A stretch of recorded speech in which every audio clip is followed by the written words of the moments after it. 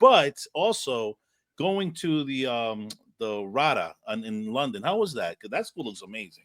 I You had a know, question about that, so I'm just throwing it out there. yeah, it was one of those things. I was a very shy kid growing up. I Mm. mean, I could barely talk to girls. My heart would pound out of my chest. But I ended up, in fact, I remember we moved to Texas, and I had an open elective. It was my junior year of high school, and I was so shy. And the counselor, she goes, "Hey, you have an open elective. What do you want to take?" And in my shyness, I was like, I don't know. And I vividly remember seeing her finger go down this list, and she goes, "Ooh, improv. That why don't you do improv?" I had no clue what that was, and I was like, "Improv, yeah, okay, improv." No clue. First day of class, it's a theater, and I'm sitting in these theater seats, and the teacher, Kirk Davidson, at the time, he's like, "All right, here's the scene." He points to me, points to another student in class. He goes, "Come down here.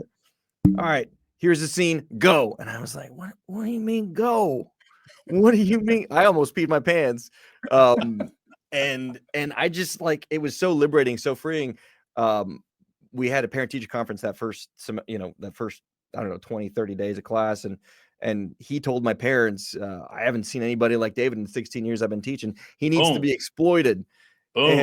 And my dad was like, all right, we're going to exploit him. You make So, him do it. That's he said, good. "Hey, you got to go to RADA." And I was like, "What's RADA?" It's sort of like the Harvard of acting schools. Yes, beautiful It's school. worldwide known. And so I auditioned. I think something like 1,300 people audition on an annual basis, and Wow. 30 people get in. So I got in, and yeah, that was sort of the story on RADA. It was Nice. I had such a great time in London.